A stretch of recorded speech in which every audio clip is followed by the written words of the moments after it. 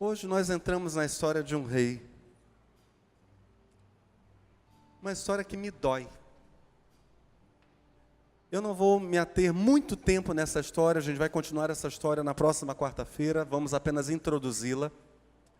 Mas é mesmo uma tragédia no sentido mais claro do termo. Uma história que começa muito bem, que tinha tudo para dar certo e dá muito, mas muito errado mesmo. A história do primeiro rei de Israel, lembrando que na quarta-feira passada nós introduzimos príncipes e reis. O primeiro rei, que foi um rei cujo nome significa desejado por Deus. Saul. 1 Samuel capítulo 9 vai contando para nós a história, começando dizendo que havia um homem de Benjamim, e isso por si só já é importante. Diga comigo, Benjamim. Havia um homem de Benjamim, cujo nome era Quis, filho de Abiel, filho de Zeror, filho de Becorate, filho de Afia, filho de um homem de Benjamim, homem poderoso. Alguns detalhes importantes só aqui nesse verso 1, para a gente introduzir o tema. Linhagens só eram citadas detalhadamente, aqui nós temos várias gerações, quando de fato a pessoa, ou alguma dessas pessoas aqui era alguém de renome na sociedade.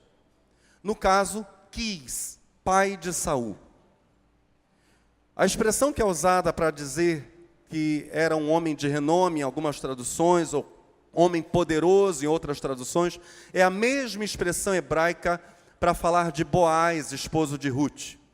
Alguém rico, influente, e que liderava o seu povo, o seu clã. O clã era um grupo menor dentro de uma tribo, não chegava a ser uma família, era um ajuntamento maior. Alguém que liderava o seu clã em batalhas. Isso é o que a Bíblia está falando sobre o pai de Saul, o homem rico, influente, líder em Israel, que liderava o seu povo em batalhas.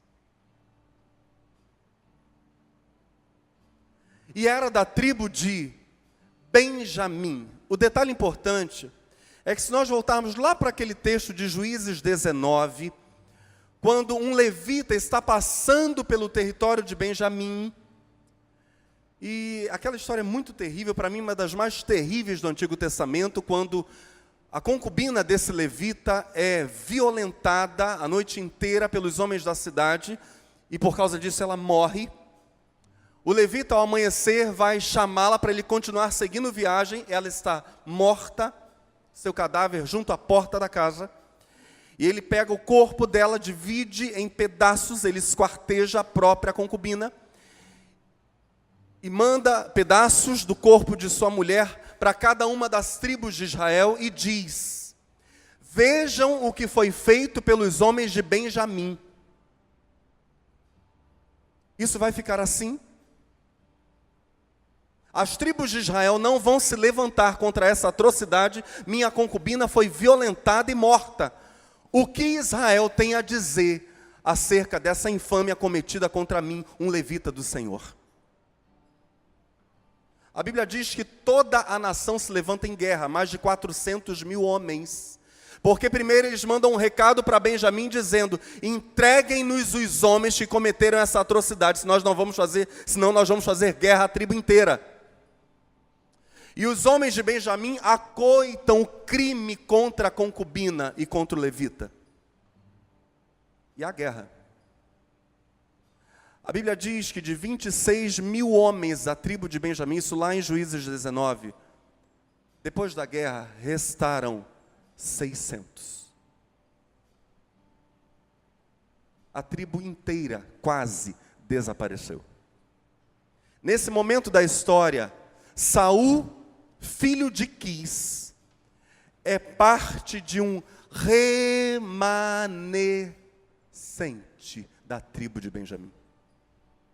Estamos juntos? A família de Quis é aquilo que veio do que sobrou de Benjamim.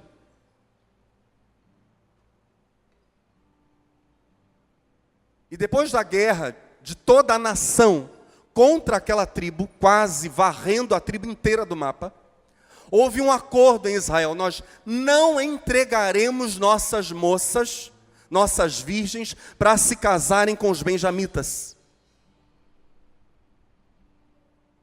Não, porque o que eles cometeram, apoiando uma atrocidade dessas, nunca se ouviu de uma coisa tão terrível na história de Israel. Israel falou.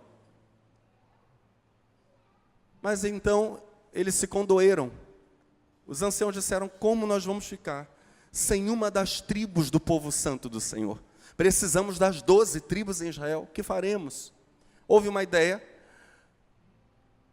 Foi dito aos homens de Benjamim: olha, quando as nossas moças das demais tribos saírem em festas, em danças, aquelas que vocês capturarem, já que nós não entregaremos nossas filhas a vocês, aquelas que vocês capturarem, nós deixaremos que sejam suas esposas, mas nós não temos nada mais com vocês.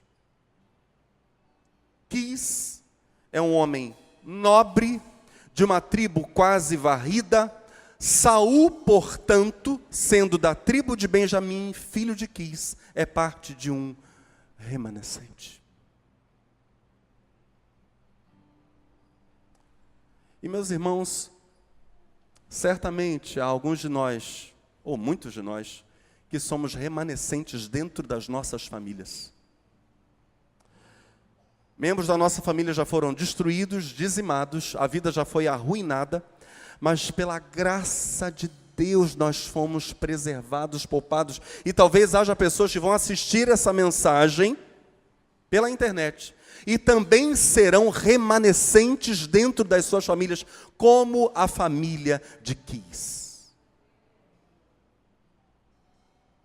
O alerta de 1 Samuel 9 é que nós cultivemos as virtudes de Saul, porque há virtudes em Saul e nós iremos ver algumas delas. E abandonemos os equívocos de Saul. Este tinha um filho, cujo nome era Saul, moço, e tão belo, que entre os filhos de Israel não havia outro homem mais belo do que ele. Desde os ombros para cima sobressaía a todo o povo. Então Saul tinha duas características externas, visuais. A primeira delas era mesmo a beleza. Não são a mesma no texto, ok? São coisas distintas. A primeira delas era a beleza. Saul era esteticamente lindo. E a segunda característica, ele era muito alto. Em toda a nação, dos ombros para cima, ele se destacava. Alto e belíssimo. Perderam-se as jumentas de Quis, pai de Saul. Por isso disse Quis a Saul, seu filho: toma agora contigo, em algumas traduções, por favor, um dos moços e levanta-te e vai procurar as jumentas. Um pai irá enviar seu filho numa missão. E agora nós paramos a narrativa para lembrar algo. Possivelmente quem relata isso para nós é Samuel, profeta. Vocês lembram o que o primeiro livro de Samuel mesmo, no seu início, fala sobre o que Ana fez, Ana, sua mãe, fez com Samuel quando ele era menino? A Bíblia diz que assim que Ana o desmamou, entregou o menino para servir no tabernáculo em Siló, auxiliando o sacerdote Eli. Ana, mãe de Samuel, o homem que está contando essas coisas, também enviou o seu filho numa missão. Ana estava cumprindo um voto, diz a Bíblia: se o Senhor me der um filho varão, irei consagrar meu filho a ti por todos os dias da sua vida. E ela cumpre o voto. Agora, nós temos uma missão menor, mas ainda é uma missão familiar. Diga comigo, missão familiar. Ainda é uma missão familiar dada por Quis a Saul: filho, me faz um favor, sai em busca das jumentas. Toma aqui esse nosso empregado, esse servo, esse moço, vai, sai em busca das jumentas do pai. Passaram, pois, pela montanha de Efraim, dali passaram a terra de Salisa, porém não as acharam. Depois passaram a terra de Saalim, porém tampouco estavam ali. Também passaram a terra de Benjamim, porém tampouco as acharam. Vindo eles então à terra de Zuf, Saul disse para o seu moço com quem ele ia: vem e voltemos, para que porventura meu pai não deixe de inquietar-se pelas jumentas e se aflija por causa de nós. Nós temos agora um Saul, diz o texto, sensível. O pai, gentilmente, cede um servo, manda seu filho em missão, o filho está na missão, está percorrendo um longo trecho, não acha as jumentas e diz: vamos voltar, porque eu não quero deixar meu velho preocupado. Curiosamente, mais tarde, quando Saul tiver seu filho Jonatas, será um excelente filho. Talvez há essa possibilidade real. Uma das grandes virtudes de Saul foi ser bom filho. Um filho que serve seu pai, um filho que se preocupa com o seu pai. E essa preocupação, inclusive, vai ser de novo citada por Samuel, profeta, mais à frente. Nós vamos ver no texto. Ele sabe que é real, Saul cuida do pai mesmo. Temos aqui filhos que cuidam dos pais. Virtude de Saul.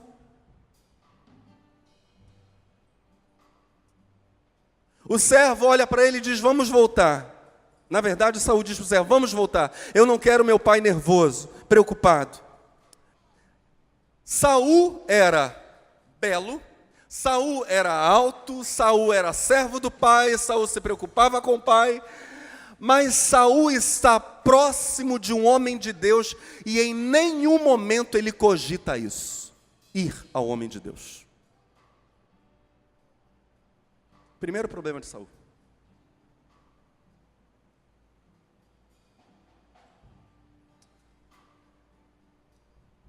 Nós temos a história de Samuel, quem possivelmente está contando isso para nós. Alguém que foi enviado por sua mãe para servir no tabernáculo em Siló, alguém que no final da história acabou ficando apartado da família para se dedicar exclusivamente, ao tabernáculo. Temos Saul, vamos deixar Saul um pouquinho de lado, teremos depois de Saul Davi. Curiosamente, olha só isso, Davi será aclamado por primeira vez pela nação de Israel, também sendo enviado em missão por seu pai. Jessé olha para Davi e diz: filho, vai lá levar mantimento para os teus irmãos que estão no campo de batalha contra os filisteus. Daí Davi leva queijo, Davi leva uma série de coisas, comida para os irmãos. Quando chega lá no campo de batalha, vê que há um gigante, um tal de Golias, afrontando o exército de Deus, afrontando a Deus, dizendo: olha, eu vou acabar com vocês. Vou fazer como eu fiz com todos os inimigos que venci antes de vocês. Os irmãos de Davi dizem: volta para casa. Você é um garoto, você não tem nada para fazer aqui, isso é campo de batalha para homens. Ele diz: não, eu fui enviado em missão pelo meu pai, mas esse homem aí está afrontando o meu Deus. A missão familiar agora virou uma missão espiritual.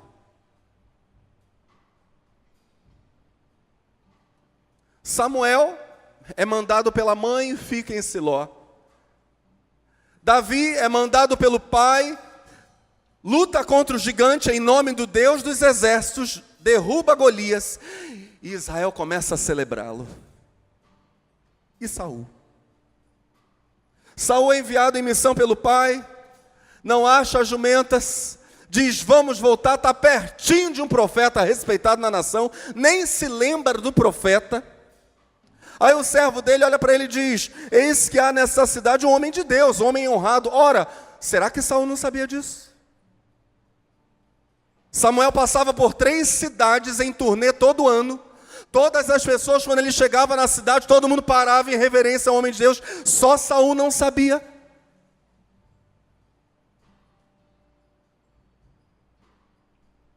Será que Saul estava tão preso aos negócios familiares que não conhecia homens de Deus?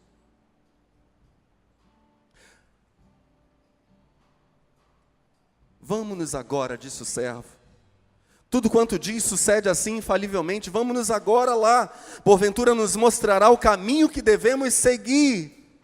Diga assim comigo: Deus nos mostrará o caminho a seguir. Uma pergunta que nós precisamos fazer para Saul: será que você era um homem que só confiava no seu braço, apesar de todas as suas virtudes? Um defeito seu era não saber que Deus guia? Porque uma coisa vai acontecer na história de Saul mais à frente. Saul vai fazer algo que Davi, de certo modo, faz, e Deus não rejeita quando é Davi. Mas quando é Saul, Deus diz não. Porque ele está fazendo coisa que ele nunca faz. Ele está entrando num território que não é o dele. Ele não me cultua. Mas isso a gente vai deixar para os próximos episódios. Agora, nós temos um Saul que vai seguir a voz do moço, menos mal. Saul diz ao moço no verso 7, eis, porém, se lá formos, que levaremos então àquele homem? Uma nova virtude citada pela Bíblia em Saul, que Paulo vai falar sobre ela inúmeras vezes. Digno é o obreiro do seu salário. Saul sabia, vamos lá no profeta, no vidente, mas nós devemos honrá-lo. É justo honrar o profeta. Que levaremos então àquele homem, porque o pão de nossos alforjes se acabou, e presente nenhum temos para levar ao homem de Deus. Que temos? E o moço tornou a responder a Saul e disse, esse moço aqui era o homem mais precavido do mundo, né, gente? Eis que ainda se acha na minha mão 1/4 de um ciclo de prata. Um ciclo de prata eram 12 gramas. 1/4, portanto, 3 gramas. Era um naquinho, um naco de prata. E o servo diz, eu tenho aqui 3 gramas de prata, o qual darei ao homem de Deus para que nos mostre o caminho. Antigamente em Israel, e aqui é uma nota explicativa no próprio texto, indo alguém consultar a Deus, dizia assim, vinde, vamos ao vidente, porque ao profeta de hoje, antigamente se chamava vidente. Aqui mais um ensino para nós. Vidente, o verbo inclusive do hebraico é aquele que vê. Depois é mais aquele que fala em nome de Deus, o profeta. Mas uma linguagem básica, eu tenho falado isso diversas vezes, uma linguagem básica do Espírito Santo já há muito tempo, na história bíblica e nos nossos dias também, são visões e sonhos. O profeta era mesmo aquele que via algo. Entrava ou adentrava no mundo espiritual, tinha contato com alguma coisa que ninguém estava vendo, mas só ele via. Então disse Saul ao moço, bem dizes, vem pois, vamos. E foram-se à cidade onde estava o homem de Deus. E subindo eles à cidade, no caso Ramá, acharam umas moças que saíam a tirar água. E disseram-lhes, está aqui o vidente?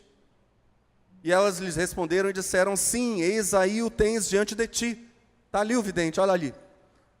Apressa-te, pois, porque hoje veio à cidade, porquanto o povo tem hoje sacrifício no alto. Ele saiu do seu aposento, vai subir para sacrificar. Nesse momento da história ainda havia os altos em Israel, lugares altos onde o povo cultuava. Entrando vós na cidade, logo achareis, antes que suba ao alto para comer, porque o povo não comerá até que ele venha, porque ele é o que abençoa o sacrifício e depois comem os convidados. Subi, pois, agora, que hoje o achareis. Subiram, pois, à cidade. E vindo eles no meio da cidade, eis que Samuel lhe saiu ao encontro para subir ao alto. Porque o Senhor revelara isto aos ouvidos de Samuel, um dia antes que Saul viesse, dizendo, amanhã, a estas horas, te enviarei um homem da terra de Benjamim, o qual ungirás por capitão sobre o meu povo de Israel, e ele livrará o meu povo da mão dos filisteus. Porque tenho olhado para o meu povo, porque o seu clamor chegou a mim. Meus irmãos, vocês sabem que o povo tinha pedido um rei. Vocês sabem, como vimos na quarta-feira passada, que Moisés havia profetizado a monarquia em Israel, dizendo que isso aconteceria quando Israel entrasse na terra prometida e quisesse ser igual às demais nações. E então pediriam um rei. Capítulo anterior, Samuel está reclamando da atitude do povo de pedir um rei. E Deus é tão maravilhoso, tão misericordioso, que mesmo o povo pedindo alguém para liderar as guerras, sendo Ele o Senhor dos exércitos, mesmo o povo pedindo alguém para que o povo tivesse um rei como as nações possuíam, sendo Ele o rei de Israel, ainda assim o Senhor diz: estou enviando um rei, será um capitão nas guerras para livrar meu povo do inimigo. Misericordioso é o Senhor. Quando Samuel viu a Saul, o Senhor lhe respondeu: eis aqui o homem de quem eu te falei. Este dominará sobre o meu povo. E Saul chegou a Samuel no meio da porta e disse: mostra-me, peço, onde está a casa do vidente. Meus irmãos, dificilmente nesse momento Saul não sabia quem era Samuel. Muito improvável. Na verdade, ele chega com uma postura humilde. É como quem diz: olha, eu poderia ter a honra de entrar na casa do vidente. Há um lugar para mim. E a postura de Saul nesse momento da história é humilde o tempo todo. Ele é um homem quebrantado. Veremos isso na continuação do texto. Samuel respondeu a Saul e disse: eu sou o vidente. Sobe diante de mim ao alto e comei hoje comigo. E pela manhã te despedirei, e tudo quanto está no teu coração te declararei. E quanto às jumentas que há 3 dias se te perderam, não ocupes o teu coração com elas. Não é esse o assunto principal agora, porque já se acharam. E para quem é todo o desejo de Israel? Em outros termos, afinal de contas, quem terá sob o seu governo todos os bens da nação? Não se preocupe com essas poucas jumentas aí.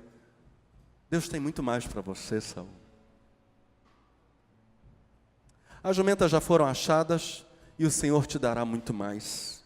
Para quem é todo o desejo de Israel? Porventura não é para ti e para toda a casa de teu pai? Deus não escolheu a você. Deus não escolheu você, um homem da menor tribo de Israel, literalmente. A tribo que quase sumiu. Não se preocupe. Então respondeu Saul e disse: porventura não sou eu filho de Benjamim, da menor das tribos de Israel? E a minha família menor de todas as famílias da tribo de Benjamim? Por que, pois, me falas com semelhantes palavras? Como assim estás dizendo que eu terei sob a minha administração, sob o meu governo, todos os bens de Israel? Quem sou eu?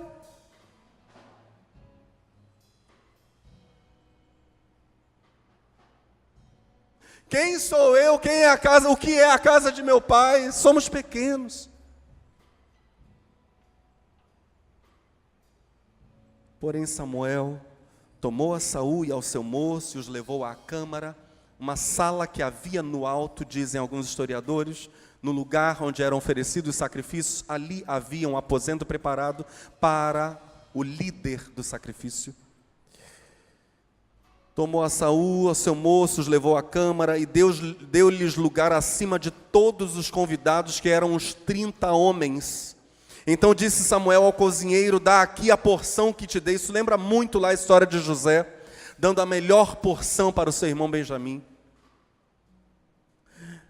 Diga-se de passagem, o ancestral de Saul, né? O pai da tribo de Saul, Benjamim. Agora Saul está vivendo o que o pai de sua tribo viveu com José na corte de Faraó.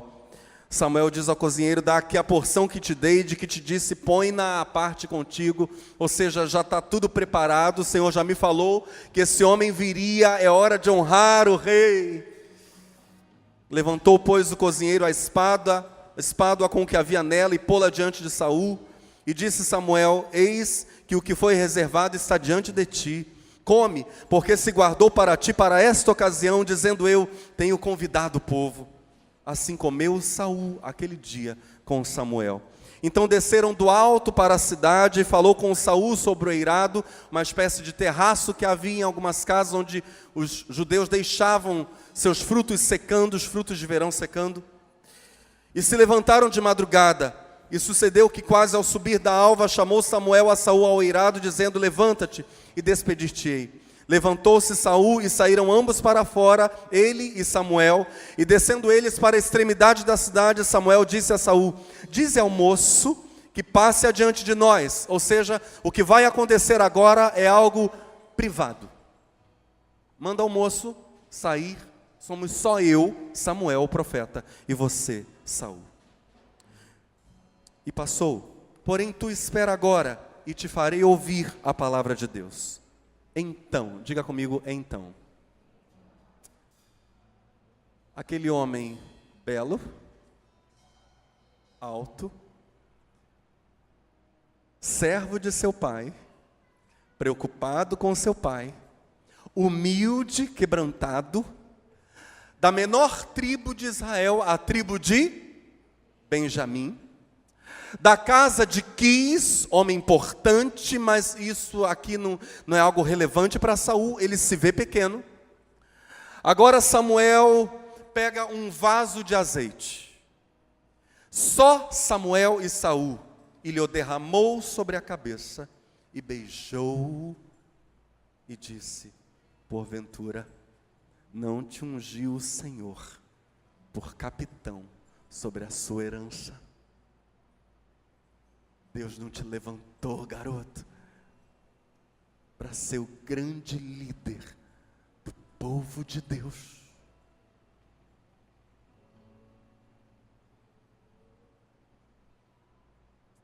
Temos aqui alguém que tem um chamado de Deus na vida? Temos aqui alguém que está cumprindo o chamado de Deus?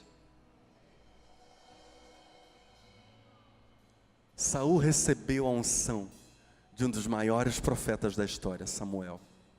Samuel, ao se despedir da nação mais à frente, quando Saul vence uma guerra contra os amonitas, descendentes de Ló, quando Samuel definitivamente se despedirá da liderança do povo, Samuel vai dizer algo incrível: eu, desde menino, entreguei a vocês, Israel, a palavra do Senhor. Aquilo que nós vemos lá, quando Samuel era garoto e o Senhor o chama de noite dizendo: Samuel, o menino, Samuel, Samuel. Samuel ao fim da vida vai dizer: desde aquela época, Deus já me levantou como profeta no meio de vocês. Eu agora sou velho. Desde criança guiei vocês. E nunca jamais aceitei qualquer tipo de suborno, ele vai dizer. Vocês sabem disso. Agora esse homem de Deus, esse profeta, derrama o azeite sobre Saul, beija Saul e diz: a herança do Senhor agora está na tua mão. Cuida da herança de Deus.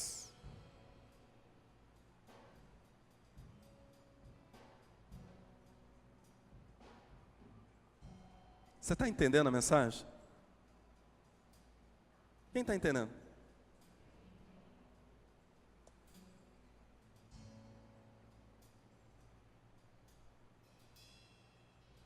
Porventura não te ungiu o Senhor por capitão sobre a sua herança?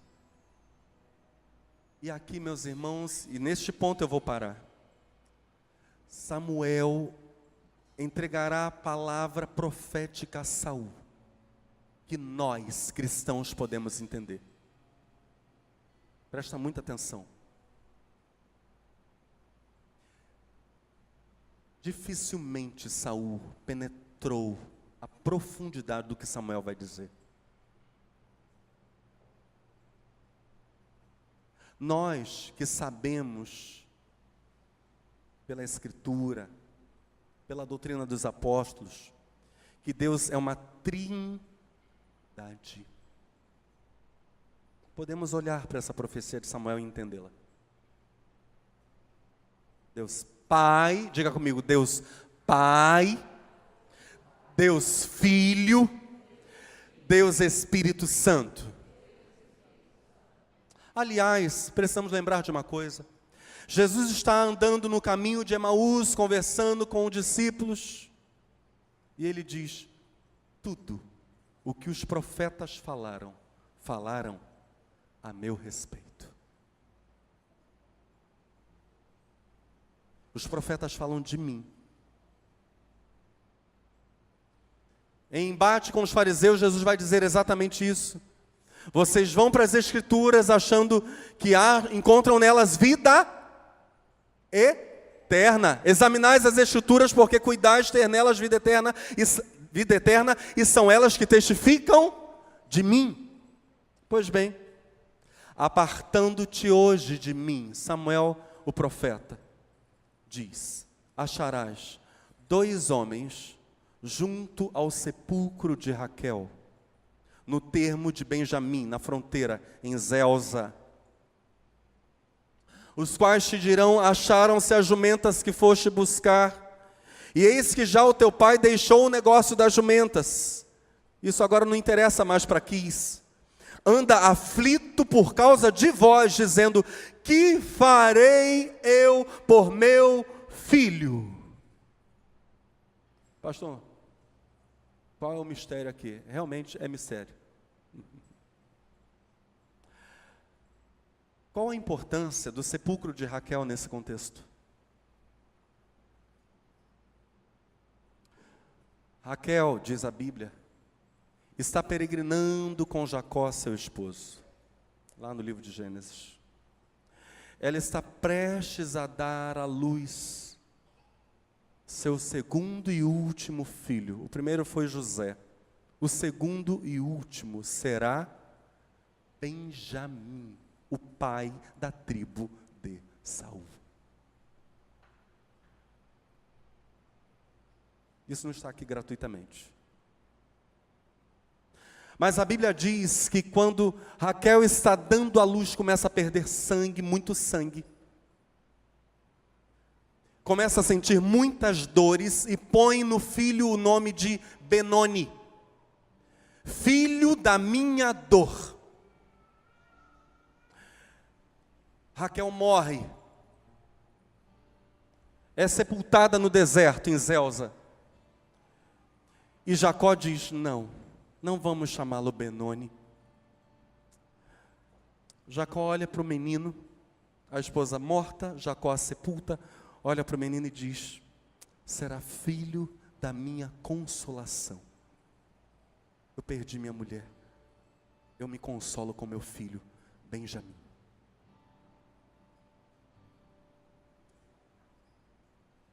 Pai da tribo de Saul.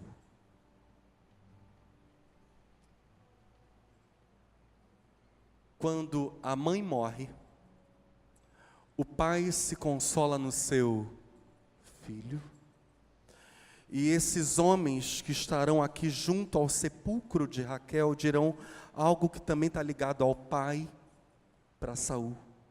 O teu pai diz, olha o que teu pai está dizendo: que farei eu por meu filho? O pai quer seu filho. Mas Samuel continua na sua profecia e diz: quando dali passares mais adiante e chegares ao carvalho de Tabor, ali te encontrarão 3 homens que vão subindo a Deus a Betel. Diga comigo: subindo a Betel para sacrificar.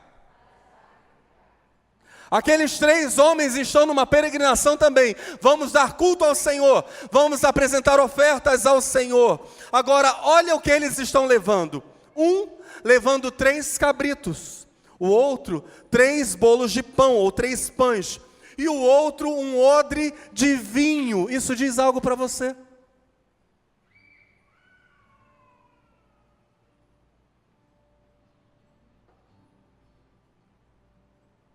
Cabrito, pão e vinho. Isso diz o que para nós? Isso aponta para quem? Jesus.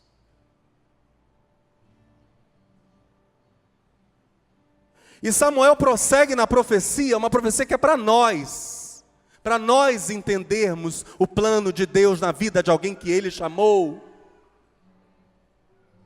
O pai quer o seu filho, e o filho?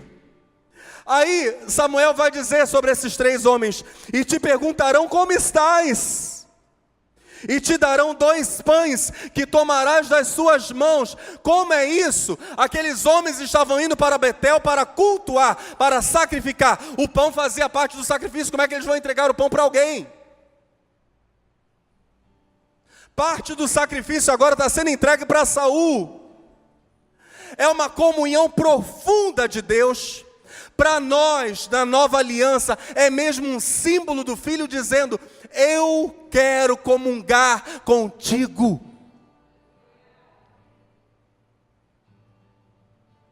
Coma de mim. É pão, é vinho, é cabrito, coma de mim. Seja parte do culto. Está faltando uma pessoa aqui, né?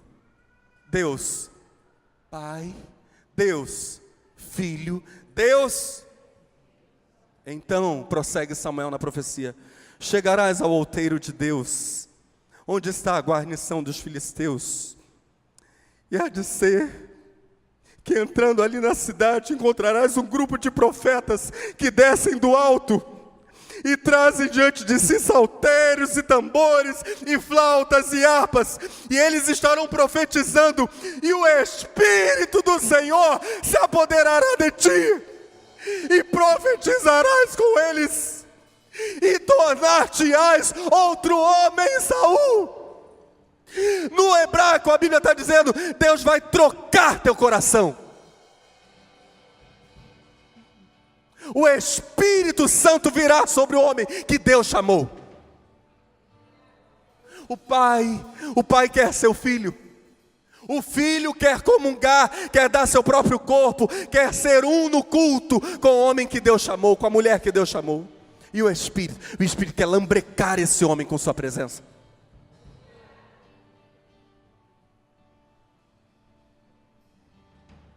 Samuel está falando da Trindade. Saul nunca entendeu isso, creio eu. Mas nós sim.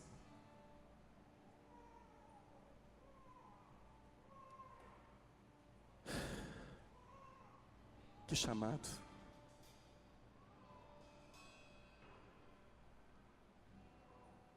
Assim o Senhor nos chamou.